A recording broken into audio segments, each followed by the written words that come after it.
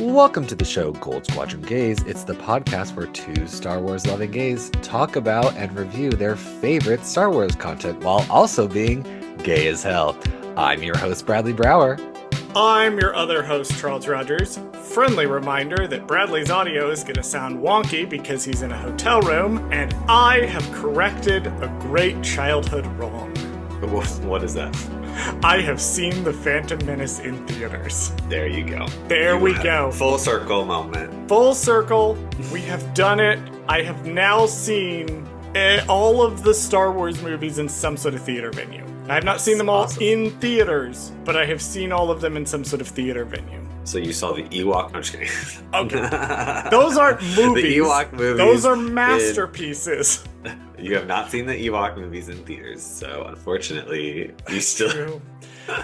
I was talking to you, I think, earlier, but I've also been talking to some other people about how, I can't wait for us to get through 2024. One, because 2024 is a crap year, but also because you and I have had no time to do anything that's not the shows. Because we've been trying so desperately to catch up on the shows. Yeah, well, that's because we're just behind, just like everybody else, I guess. That's what strikes do. We were thrown off. We were thrown off by the strikes. Yes, and because we were decent people, we didn't cover Ahsoka while they were going on and threw the whole thing off. But I was like, I'm looking forward to us going back to being able to do those random little one-offs. Right, like we haven't done a bonus break. episode or like a normal, like a weird, just one-off thing in a long time. We may look at it the back half of the year, but we've been desperately trying to get caught up on everything because now they dropped Tales of the Empire on us, which we have seen. Right. We have seen. We will cover it before the year is out. I'll say that. We are not going to talk about it now. Right, unfortunately. Unfortunately, we are not going to talk about it now. Unfortunately, we have to talk about the Bad Batch instead. I know. Which is still good. It's just... Which is good. God, the back 3 episodes are so fucking good. Oh my god. We can't do this. We can't do this right now. We're talking about The Phantom Menace.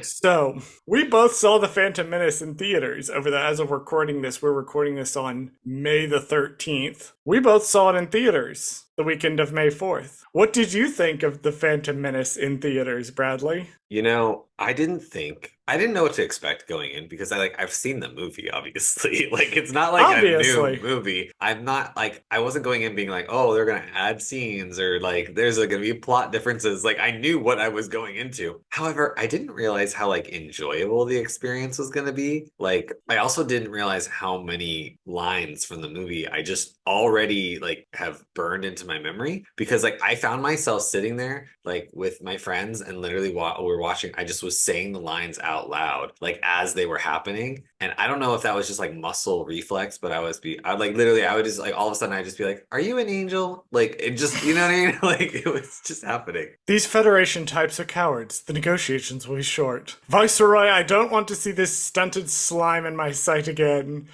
I had a really similar experience because whenever I go to watch a movie, generally about halfway through, I gotta get up and run to the restroom. Same. And I kept trying to time when I was gonna do that. Because I was I've seen this movie probably 30 times by now. I know the movie by heart practically. I'm gonna get up at some point. I kept telling myself the next slow moment, I will get up and run really quickly and then come back. I went through the whole movie. Really? I went through the whole movie sitting there. That's because hilarious. I didn't want to get up because I was enraptured. Because the thing is, The Phantom Menace, yes, it's a movie with really not a great screenplay. Sure. Yes, some of the performances are ridiculous. Yes, the movie's plot is convoluted and make no sense.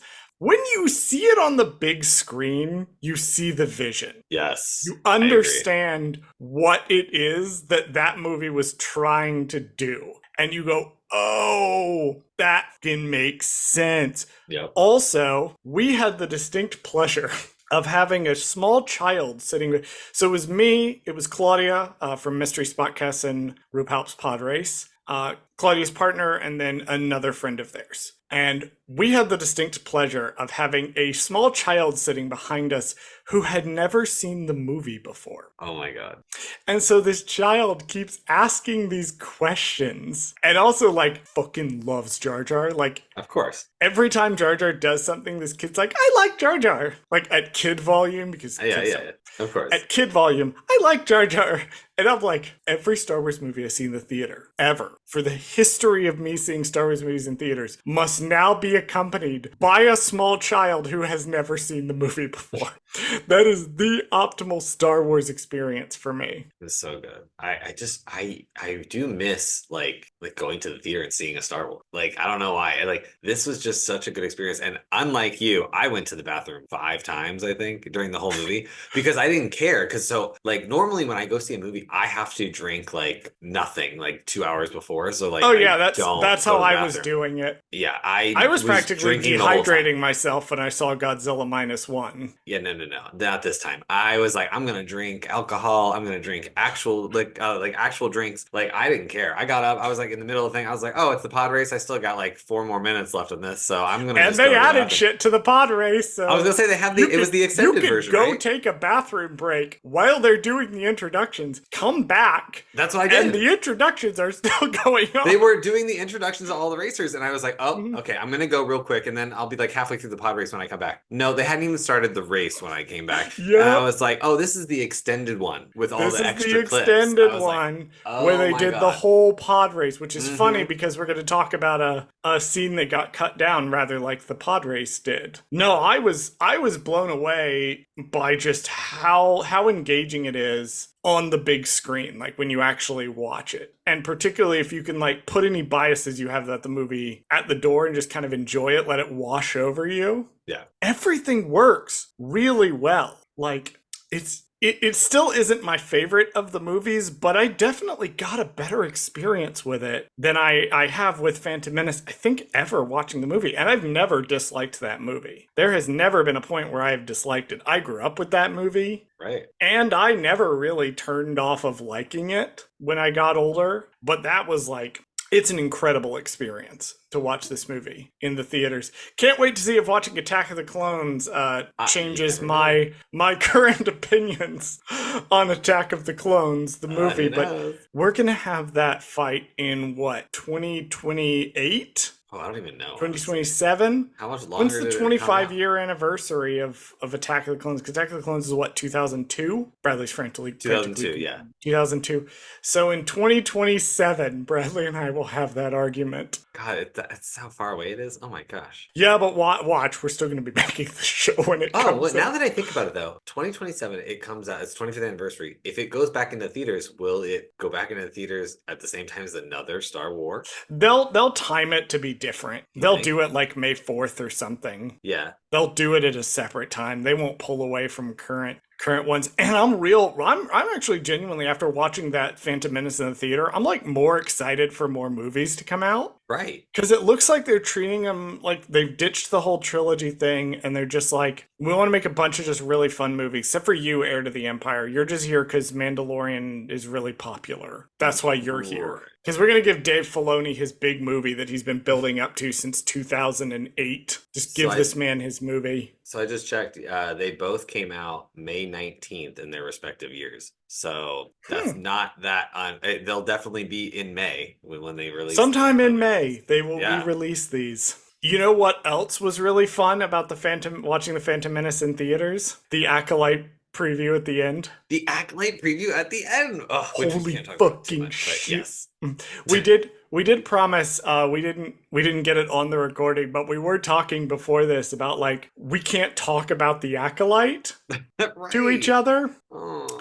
And I then said we are immediately going to break that. Like, we're not making it between when the Acolyte airs and when our Acolyte episodes come out. We're not making it. I don't know how we're gonna do it because I'm literally like I'm gonna be here for the first 3 episodes I think, and I just don't know if I'm gonna be able to last that long. Like Because I think like yeah, no, I'm gonna get home literally the day the third episode comes out. I'll be home because I'm on the red eye. So literally like Oh, the wow. yeah, so I'm gonna be coming home on the red eye on that day. So I'll probably get home like it's probably already gonna be on Disney Plus, but I won't be able to watch it because I'll be so fucking tired and I won't want to watch it. Oh my god. That preview is so fucking cool, though. Oh my god. It was, and you know what? We'll save like actual details for our episode zero Okay. because I feel like that's where we can talk about that scene at Okay. least the most. Okay. But I will say that it was good. We'll talk about that scene in our episode 0, Yeah, other than to say it was good and it both was of us good. really liked it. Yes, and I'm very excited to see where they go with it, and I already have conspiracy theories, so I'm I ready. have concerns about how that scene ends, based on some other trailers that I've seen. But we'll get there when we get to I got there. episode I got there. 0. We'll get there when we get there, as I'm fond of saying. God, I feel like driving this podcast is like I've turned into my mom trying to drive the car. I It's wish we just, had a we'll get producer. there when we get.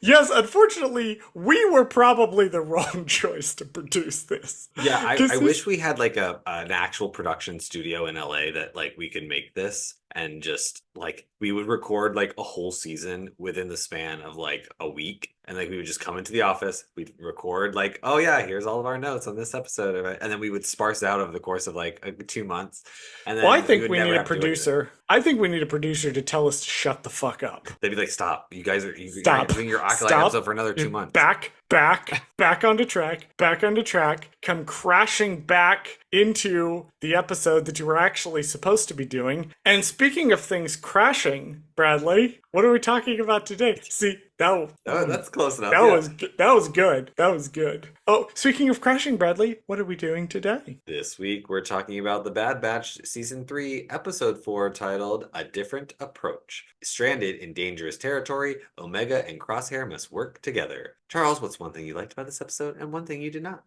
One thing I liked about this episode was that I got to talk about Phantom Menace for 15 minutes before we watched.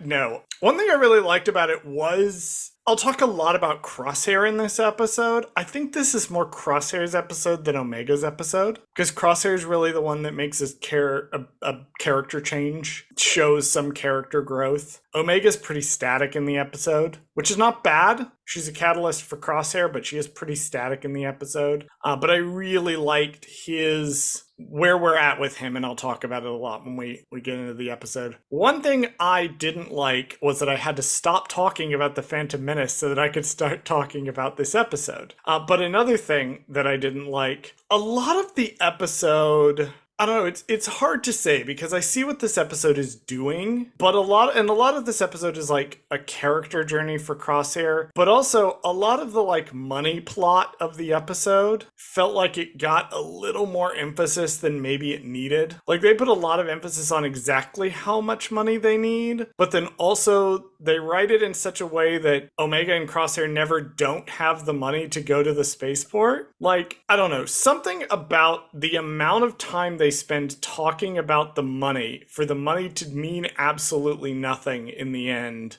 I get that it was a vehicle for character development, but that I was a little bit like, maybe we needed another draft or two and we could have put some different lines here. But that was me. What about you, Bradley? One thing you liked, one thing you did not. One thing I liked was just showing more relationship between Omega and Crosshair. I really thought like, oh, this is the whole season. I was like, this is it. We are getting Omega and Crosshair relationship because, as of the second season, we really haven't had anything between them other than a few small interactions. And this is great. We're finally getting that dynamic. And they do have one of the best dynamics in the show, I think, other than Omega and Hunter and that, father-daughter kind of relationship. But this is more like Crosshair is more of like her uncle, not her father. Like it's a different relationship, or the way they do it. I feel like Wrecker is like her brother, Hunter is like her dad, and then Crosshair is like her uncle. Like that's kind of like the three dynamics we have at play this season, because obviously Tech is dead, so that doesn't. Yes, unfortunately,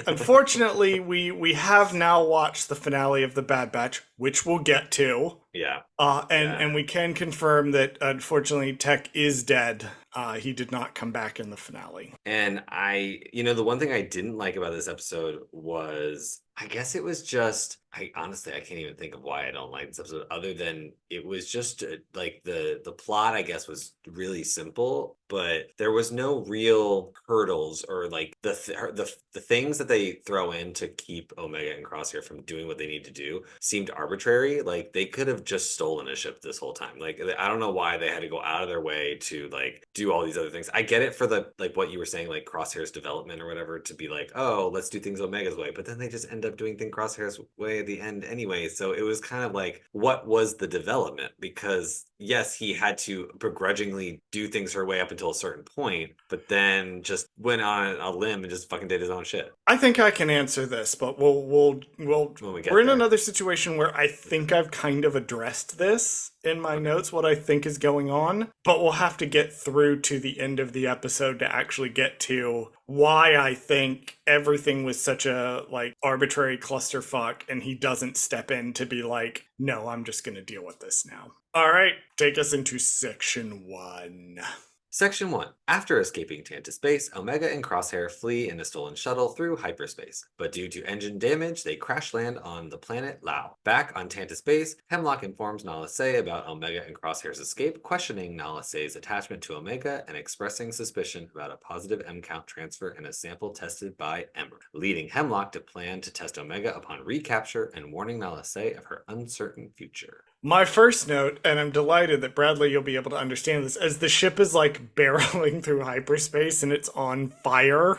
My thought was, man, they're really lucky they don't break apart in hyperspace And destroyed multiple and destroy civilizations across multiple planets and it. kill billions of people. You know what's weird Whoops. though, when I was watching that, you say that, like, I know you're making a High Republic joke there, but it's also kind of like, does this not happen all the time? That's also what I was thinking as I was watching the scene and being like, whenever we've seen, what's interesting is that the hyperspace is blue that they're in, Right. which we know hyperspace turns red if there's a problem. Right. Yeah, if they fall out of it or whatever. And Yeah. they fall out of it and it's blue. So they're in hyperspace like perfectly fine, but the ship's on fire. So the Right. problem clearly can't be with the engines. The engines seem to be working fine because the ship is not being kicked out of hyperspace by the damage. You would think that there's got to be some sort of like safety mechanisms in place too to like bring ships out of hyperspace if they have a catastrophic failure. Yeah, Because maybe like it can plan like where they come out, like be like, okay, here's a safe place to come out, and it'll pull you out, like, kind of thing. yeah, Like, I don't know. I don't know. It was weird to me that it was like on fire but in hyperspace. yeah, because like I also think like, well, where's the smoke going when it leaves the ship? Like it's just going into hyperspace Yes, void. Like where's the smoke the going? smoke is just moving at light speed. And the And smoke eventually just it will comes out of yes, nowhere. eventually. Yeah. Well, so the thing about light speed, and this is part of the problem in Light of the Jedi, is that if you have a thing moving at light speed, Yeah. right, it will come out of light speed at just below light speed if you don't pump the brakes on it. Sure. Right? So if it's not coming out like normal, you have a thing that's moving at, let's say light speed is, I don't know, 100 miles an hour. It's not, but let's say it is. 100 miles an hour, and then eventually you come out of it. I don't know, because is gravity a thing? Because then I'm I like don't thinking know. you could just go on forever until you get caught in like a gravity. I don't know. I'm massively overthinking this. Right, I was gonna say I think we're overthinking the fake star It's faking in space space. show. It's faking in Yeah. space. It's vacant in space. We're moving on. The planet they crash on is called Lao. We have never seen Lao before. That's what that planet's Oh, called. okay. I'm glad I pronounced it right. I was like, So I find this line that Omega has where she's like, no, we got to get the coordinates so we can go back and rescue everyone. Interesting for two reasons. One, I think it's really interesting that Omega's already like, no, we need to go back and rescue everybody. Like she broke out 5 minutes ago. yeah, they literally like clearly to the point where it's only been either a few hours or it's been like a day, if that. Like it's just something that like, or we could argue that right as they were leaving Tantus, one of the ships got their engine or shot them right as they jumped into hyperspace, and so that's where we're coming to. Right Yeah, after we're that coming episode. out Like, right there. Like, yeah. based on Hemlock's conversation with Nalase, I'm pretty sure it's the same day, if Yeah, not, moments later. Yeah. moments later that we pick up this episode. But I find it interesting that Omega's already thinking about going back in for the clones. And I wish, like, I mean, I get like what makes sense about it is like obviously they don't have the coordinates because then later on that would have helped them find her again. But I thought about that and I was like, yeah, she should have just got the coordinates from the ship real quick and then they just saved them. I don't know, like for That later. would have saved us several episodes later. Several episodes of looking, yeah. I will, however, say my second thought was Finn's voice popped into my head. Why does everybody want to go back to Tantus? Oh, yeah. That was what I thought when Crosshair was speaking. I just heard Finn from The Force Awakens. Why does everybody want to go back to Jakku? I mean, he's got a point. Like, he's like, I've left. Crosshair also has a point. No, because Crosshair also has a point. Because again, he just escaped Tantus 5 minutes ago. He was clearly tortured there. Right. They just ran through the jungle and nearly died. Like, obviously, he doesn't want to go back. Right, he's done. He's done. Bizarrely, I only have one note for the Nala Se scene. And it's the fact that she tries to, like, get Hemlock off the trail by calling Omega an aberration. And she's like, oh, it's a false positive. The clone's just a mutant. Who knows? Like, again, we see this Nala Se continuously trying to protect Omega. Yeah, so even when it's like obvious that she's lying, like Hemlock knows. Like he knows immediately. You're fucking lying. Right. Like, no. Even so, she's still trying to do it because she only cares about like one person, and it's Omega. Section 2. Omega and Crosshair navigate a town near the spaceport where they steal local clothing to blend in, and they devise a plan to steal a shuttle from the spaceport. Once they arrive, it's heavily guarded, and Crosshair wants to take out the guards, but Omega opts to bribe a ticket agent. The agent accepts, but they need credits. Number one rule of living in a fantasy world. And to be clear, Star Wars is a fantasy. It is a space fantasy, but it is a fantasy. Number one rule of being just a person living in a fantasy world. Don't put your valuable things in breakable jars. Number two rule of living in a fantasy world is don't dry your laundry out where protagonists can just steal it. I mean, I guess that's very solid advice. I don't know if the townspeople... Well, also, we live in the Star Wars space future. Why are they hanging out their clothes to dry on a rack? It's the distant past, Bradley. Oh, right. It's a long time ago in a galaxy far, far away. So there's no washer dryers. There's no washers or dryers. Well, it's very poor. Like, that's what's actually going on here, is it's a very poor area. Okay, clearly we will see later that the Imperials are extorting these people for everything that they've got. Okay, fine. Okay, I guess that makes sense. So that's why they were able to leave their clothes out to get stolen. But where is from a certain point of view of the people who own these clothes and they're missing their clothes because they were actually going to go to a wedding or something? It will come in 45 years when they're writing the From a Certain Point of View novels for the TV shows that are coming out right now. They've already that would be interesting, actually. They've actually kind of done that. Stories of Light and Dark was kind of that for the Clone Wars. Stories of Light and Dark, they retold episodes of the Clone Wars from like different points of view, but also like they adapted them. And also they were sort of trying to explain stuff. I don't know, it was really weird. It was not quite from a certain point of view, but it's like it's from a certain point of view light. It was also really good. There was one original story written by Dave Filoni's wife that is fucking banger. It's about Night Sisters. We don't have time to get into that. But Bradley's definitely going to read it at some point, I'm sure.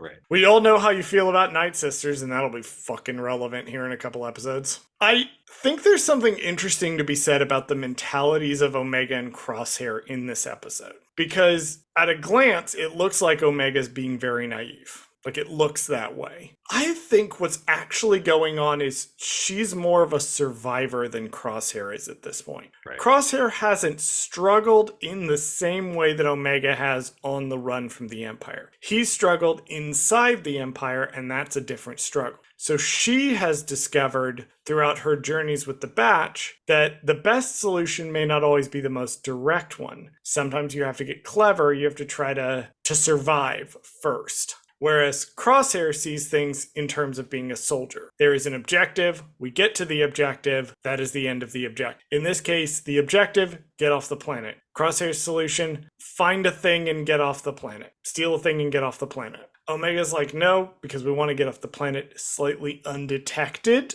We want to lower that chance. We're going to try some other more clever stuff first. So I like that that's what's going on between them. It's not a simple case of one of them is wrong and the other one is right. So Bradley, you want to talk to us about who is voicing the ticket attendant? Because I found her very interesting. I do too, and I'll tell you why. And it's because we have the same job. So I just thought that was Shout interesting. out So production shout out. coordinators. That's right. So Meg Marchand was a production coordinator for 15 episodes of season 1 of The Bad Batch. She's also voiced the Jedi Archives computer in Tales of the Jedi episode titled The Sith Lord. I thought that was interesting. But yeah, so she's a production coordinator. So we do the same thing. And now, to be fair, I don't know what a production coordinator at Lucas Animation does. You know what I mean? Like I've never worked on an animated show, so I don't know if that's the same. We have the same title. I just don't know if she does the same stuff as I do. But I mean, I'm sure it's close to it, if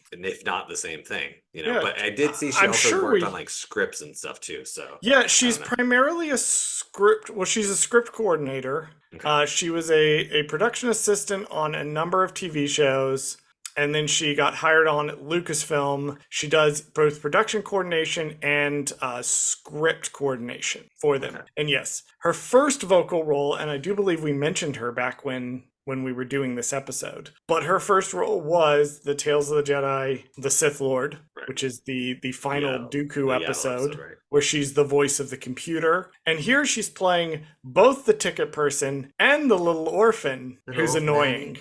The little orphan Annie that tries to extort him outside. Those are both Meg Marchand. Nice. So I love when Star Wars, this is my favorite thing, when Star Wars has like some random crew member that's working on the show. And in this case, Jennifer Corbett and Brad Rao are probably like, hey, we got a random like couple of lines. Put me in, Can we just come in and record this? Yes.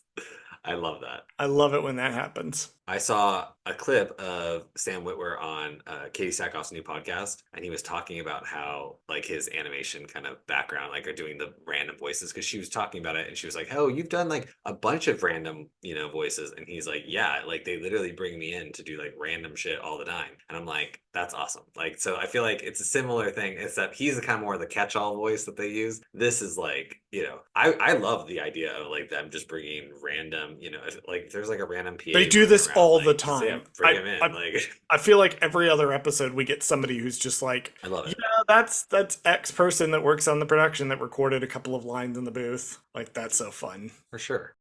Section 3. At a cantina, Omega proposes hustling to earn some credits. She begins a game with a Trandoshan and starts to win. Soon, an Imperial captain comes in. He takes an interest in Omega and challenges her to a game. Ultimately, Omega wins and is allowed to take the credits. Before they can leave, he forces Omega to pay a fine for gambling. He departs. Outside the cantina, the two find Batcher is missing. A street urchin tells them the Imperial officer and his troops took her to the cargo docks. So I want to talk about who's voicing the Trandoshan, because it will also allow me to slightly correct something from a previous episode.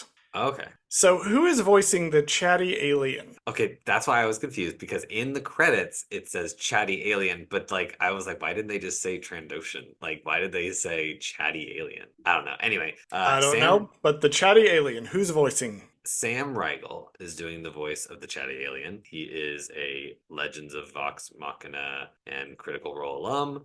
He's also done voices in Star Wars Jedi Fallen Order and its sequel, Jedi Survivor.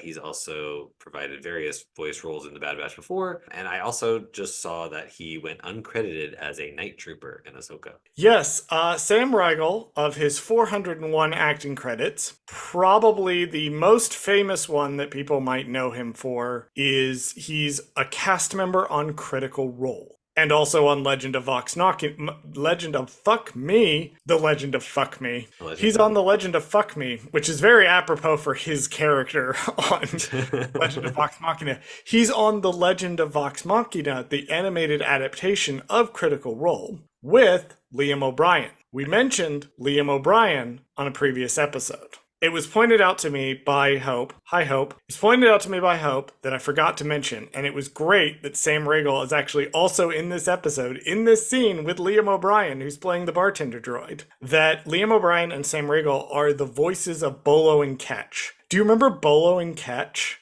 The two drunk people in the The two drunk bar, right? aliens that are Yeah. always hanging out at the bar. Yeah. Yeah, that's Liam O'Brien and Sam Riegel, Yeah. apparently. And they're both in this scene. Oh, awesome. Did we know I that before? forgot. Sorry? Did we ever mention that before? I don't think we mentioned that before. We might have mentioned that back in our first season. It's worth mentioning now that Yeah, we'll Liam just, bring O'Brien it back up. in Star Wars specifically has done the voice of Bolo Got it. for this show. Although Bolo and Ketch are not in this season for some reason. I mean, either is Sid. Neither so is Sid. And we'll talk about that. That's coming. I have some opinions about that. Yeah. Yeah, I low-key forgot they existed. Yeah, I did too. When Hope was like, yeah, he plays they play Bolo and Ketch, and I'm like, oh fuck those guys. Yeah, no, when I Yeah. was looking it up, I was like, Those I guys. saw the What happened previous to those voices and guys? I was like, who's Ketch? I see it a lot in his like thing, and I was looking for Ketch. I'm like, where's the Wikipedia article? And I click it, and I was like, oh, that random guy. Okay, I remember. Yeah, that's that random guy. Yeah. You look, if you go into any dive bar anywhere in the history of the universe, there's gonna be sometimes one, usually two guys that are like always there. And they're not quite old enough to have like retirement money. Like they should be still working, but they're always just kind of there, and you're not quite sure how they're paying for this. But they're always just kind of in the corner. Bad Batch it had those guys. And I completely forgot they existed. I did. So this card game that Sam Riegel is playing with Omega, apparently this card game is called Balans, and apparently Yes. they invented full rules for it, according to the StarWars.com trivia guide. And it's like, Apparently they invented full rules for it, and the crew played several rounds of it. I'm like, unless they're gonna sell this in Batu, like it's like, what's the They're gonna fucking sell this. Like they're gonna fucking that's that vertical integration, baby. That's right. You know, every episode is a chance to promote like some kind of item or thing that they're gonna start selling in the parks. All of a sudden, they're just gonna be like, here you go, Exactly. That's how Disney works. genius. They sell shit in the park. They come out with books, and then years later, you can buy. People queue up around the store to buy holocrons, where you can hear the voice of characters from the books, and not even like the major characters from the books, like Avar Kriss and Elzar Mann. You know who's in the fucking holocrons now, Bradley? Is Kel Kestis? Is that one of them? Oh, There's the new holocron has like a couple of people that are like big that weren't in there before, like Ray's in there now. sure. She wasn't before. Oh, But two of the voices you can apparently get are Indira Stokes. You probably do not remember Indira Stokes at all. I don't think I've ever heard that. She was in Light of the Jedi. Okay, She I was believe the that may she was happen. she was the one that flew two vectors at the same time. She was flying one, and then she was using the Force to fly the other. Oh gosh, I need to reread the book because clearly I don't remember that. We will. When Bradley gets back from Hawaii, we're going to have a very serious conversation about something, but we can't talk about that yet. When the other one you can get is my personal favorite character from the High Republic, Orla Durini, and the less I say about her, the better. Anyway, this was a tangent to talk about merchandising. And also, I went to Star Wars Night, and it was great. Do you know Star Wars is the fifth most profitable brand in the world? I think it's behind like Hello Kitty and It's behind like Pokemon. Hello Kitty, but it's one of the most profitable brands in the world. Yeah, that's crazy. So, unfortunately, going woke does not lead to you going broke, I'm afraid. That is not, as it turns out, how it works. Anyway, that's how little I actually have on notes on this episode. Is I'm just doing these digressions now with no regard for Bradley and editing. I was gonna say, would you like to know who plays the other character in this scene? I would love to know who plays Captain not Elzar Man, just Captain Man. Captain Man, which is such a odd Captain choice. Man. Yeah, that's such an odd choice of a He name. plays Captain Man.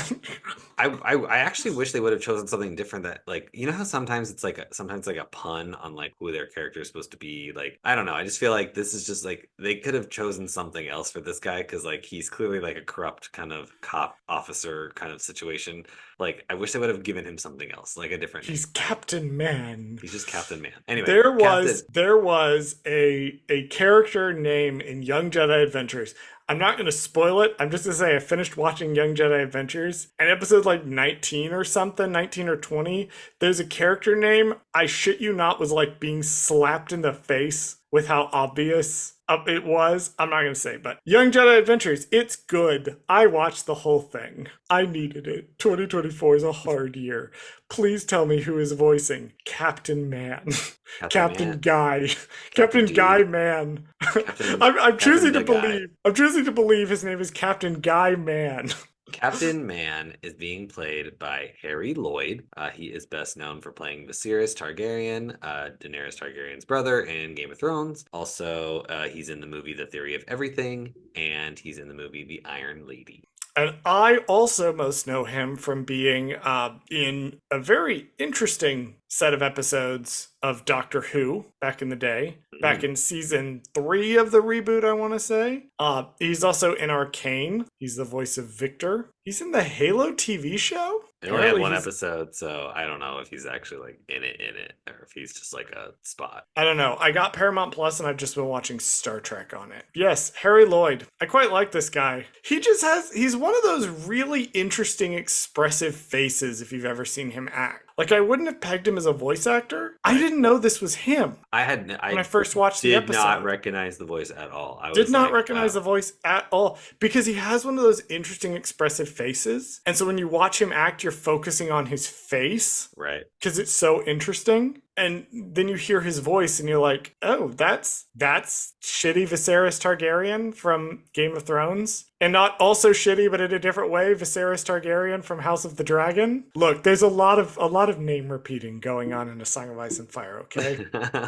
Speaking of Captain Man, apparently, according to the trivia guide, they actually animated the full round of this game between Omega and Captain Man, and then cut most of it out of the episode. Interesting. I wonder why. They cut it out for pacing. The No, episode's I know, already. I know why they cut out a full entire. Yeah, but why game did they of this animate card it? game. Is the question. Yeah, because you could have done literally like the storyboards for it and then, not actually done it. Like, you don't have to. I have a sneaking suspicion, based on some of the other trivia that we've talked about, that this was a case of the production team having way too much fun with this card game. Yeah. And some producer had to step in and go, guys, no, we can't be doing this. I also find it very interesting how Crosshair is at least still vocally willing to leave people behind, which is interesting given his sort of turning point in season 2, where, he doesn't leave that clone behind, and that's sort of the crux of his whole arc in that season. He's at least vocally okay with saying, no, we're just going to leave Batcher behind. I don't think he really believes it. I think this is just a defense mechanism for him. Possibly true.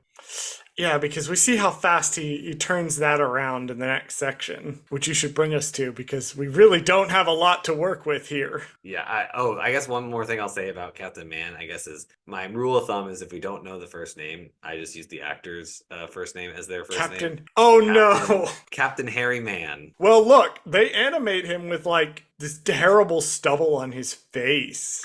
Did you see this? It's like terrible stubble, like the close-up shot of him. He's got this like gross stubble on his face. Captain Harry Man. I mean, I think it works. I could go with a hairy man.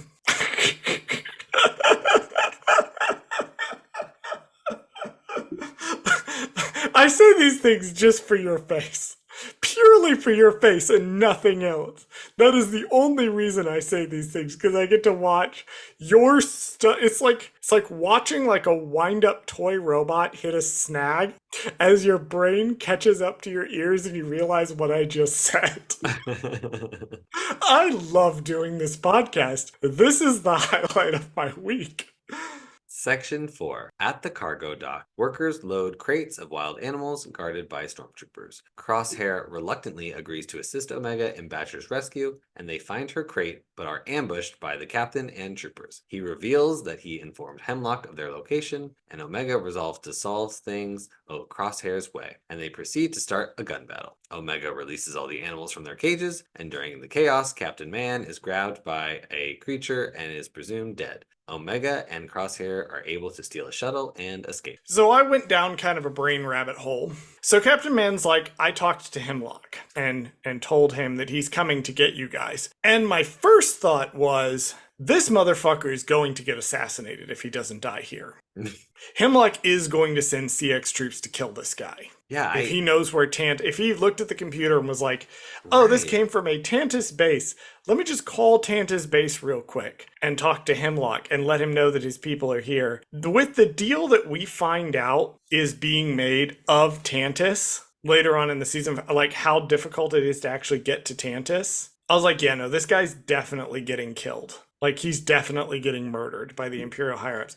And then I was like, well, I'm also kind of wondering how the shuttle got here. Because then I'm like, oh, was this like a pre-programmed shuttle route that they were just doing? Like, did they just go with something that was in the Navicomputer to leave? Probably, yeah. But then I was like, wait a minute, because every shuttle that goes to Tantus, or at least the scientific shuttles that go to Tantus, all have to go through that space station orbiting Coruscant. Right. So now we're back to where we started. Is Captain Man going to get a knife through the face because he called Hemlock to let him know that there were people there from a base that shouldn't exist? Yeah, I guess it depends on, so like, yeah, it's kind of confusing because it's like, how much does the Empire know of Hemlock and what he's doing? Or do they just know that he's a guy who just works for the Empire? And then like Hemlock put out a bolo or whatever on Crosshair and Omega and was just like, there are two fugitives that I need, me personally, Hemlock. And then he just sent it to all the different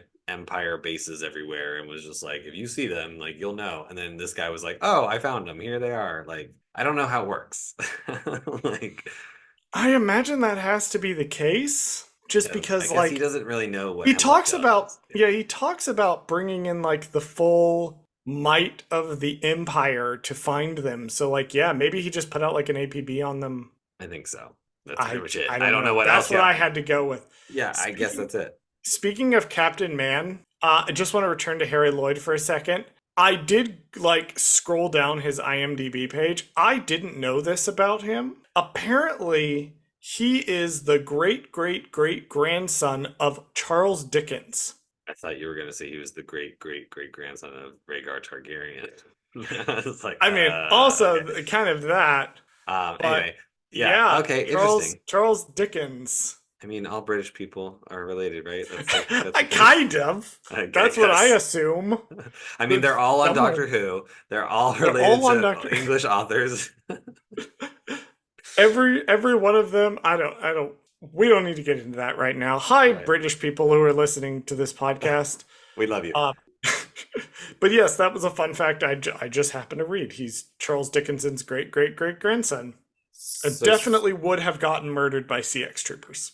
But he was murdered by what I can only assume is a Rathtar. Like that is in fact a Rathtar. Okay, because it kind of like it sounds like a Rathtar, and it has the Rathtar tentacles. Yeah, that's a Rathtar. Okay, is this also a nod to Jurassic Park as well? Like I think because like there's the scene where all the animals are running, and it looks like the animals that are running in Jurassic Park, like when they're in the field, and then it's also there's that scene with the raptor in Jurassic Park where the cage gets shut and the guy gets locked in the cage with the raptor. Or you don't see what's happening, but you can see it moving. I don't think so. I don't think so. That wasn't the vibe it gave me. You know what it more reminded me of?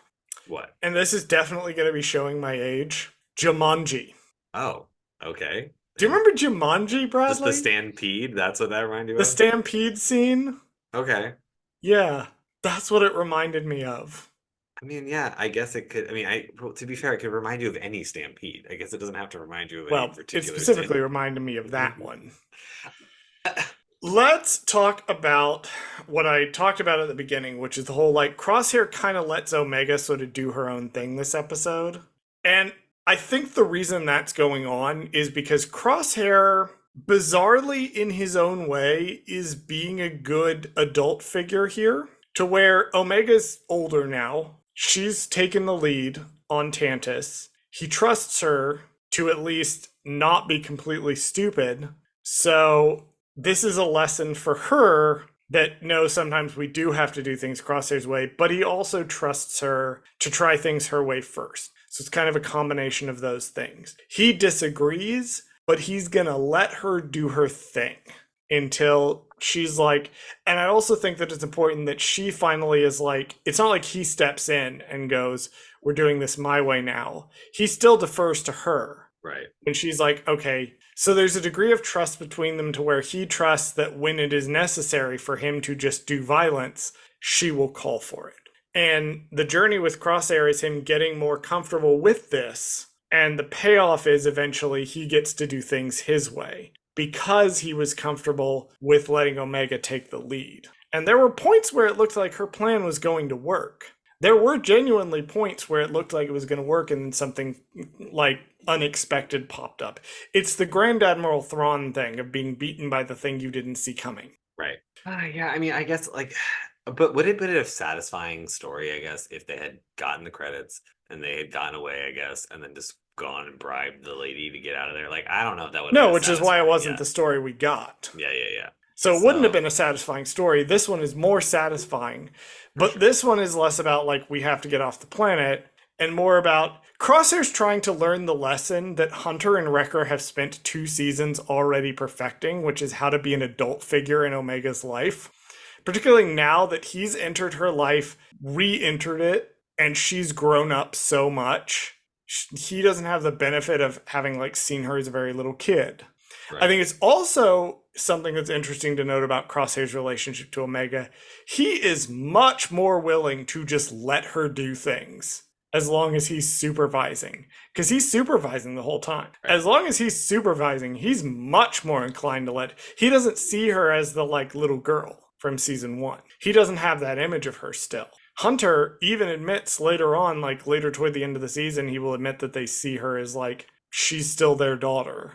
Like, and that's something he struggles with. Crosshair struggles with this less because he has entered her life at a much later point. But that doesn't mean that he doesn't have things to teach her and learn from her, and they can't have this, older relative, younger relative relationship that they have going on here.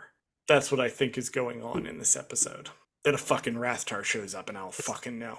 Section 5. Finally, Hemlock's clone commando search the wrecked shuttle and inform Dr. Hemlock that Omega and Crosshair have escaped in a stolen cargo freighter off-world. In hyperspace, Omega sends a coded message to meet Hunter and Wrecker at a remote location. The ship arrives where the Marauder awaits.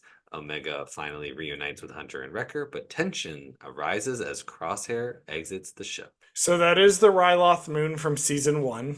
I did read that in like the fun facts of whatever trivia guide. Yeah, it's like that's the Ryloth I moon. love recording these episodes after the trivia guide is out. It makes me sound so smart, like I know what the fuck I'm talking about. Right, because otherwise that would have just been like moon number 3. Like I thought it was like moon number 3. I didn't recognize it as Ryloth. Could have been. Because I'm not a planets nerd. Because I have planets nerds for that. Right. I'm a characters nerd. I'm a lore nerd. I'm not a planets nerd. I'm not a ships nerd. I have people to do that for me. And also, oh my god, it's beautiful. Like, holy fucking shit, guys. Watching this on my TV is like being gobsmacked. I think they just wanted to really drive home that this was the reunion scene, so they were like... I think they just wanted to show the fuck off. And frankly, good for the animation team. Sure. And also for the Kiner's music to continue to slay, as always. As always. Oh, I actually have a fun fact about that. I don't know if you want to include it, but I'll just say What is your fun fact? So apparently, it's on Wikipedia. It says that Deanna Kiner is incorrectly referred to by her dead name in North American. Oh yeah, this happened. Yeah. I mentioned this in an earlier one of our episodes. I think. Did you? I might have. This was an issue with the original title cards. Right. Deanna Kiner was incorrectly referred to by her dead name a few times in some of the early episode cards. Gotcha. Because I checked, it was fixed. It was fixed. Last time I watched the episode, which was earlier today, it was fixed. It was fixed quite quickly. Within the week, they had gotten it fixed. Gotcha. Yeah, it was this one and another one. There, yeah, this was another one. Twitter caught it. And good for this people was who brought watch up. the credits, because I'm picked up. Picked up. They had uploaded like they had either upload, we don't know what it was. They had either uploaded an old title card or they Gotcha. had just Yeah. incorrectly typed the name, whoever it Sure. is that had typed the credits, but it was promptly addressed. So good for Lucasfilm for actually addressing that very quickly Yeah, I just when wanted that to came give out. them their props there. That yeah, or at least Props for them.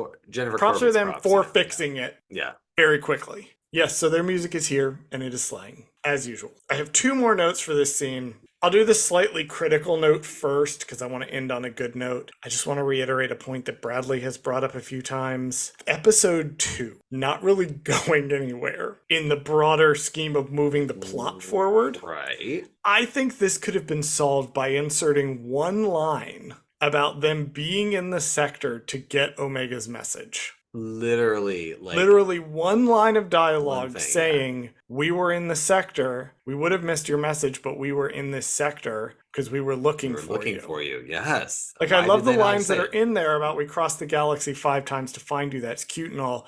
But one little line about, how did you, two little lines. When she says, I didn't think you would get my message. Well, we were in the sector because we were looking for you. We were getting closer. Like that would have retroactively integrated 2 into the meta plot of the season, in my opinion. That, or they could have even at the end of episode 2 been like, "Oh, we're getting a signal from an unknown ship. I don't know where. Let's go check it out." Well, Or the whatever. chronology of it would have been weird. Yeah, but at least it would Or have said like something connected like, a little bit. keep scanning the comms channels Sure. or There something you in the go. Yeah. sector. Anyway, that was a thing that I think could have been in this scene. Fair. But there's not a lot I would have added to this scene or taken away from it. Frankly, it's really good and really emotional. I cried the first time I watched this. I admit it. I You got cried. weepy. Hunter cried. I cried. Wrecker Hunter cried. cried. Omega cried. Wrecker cried. Crosshair did not cry. Crosshair did not cry.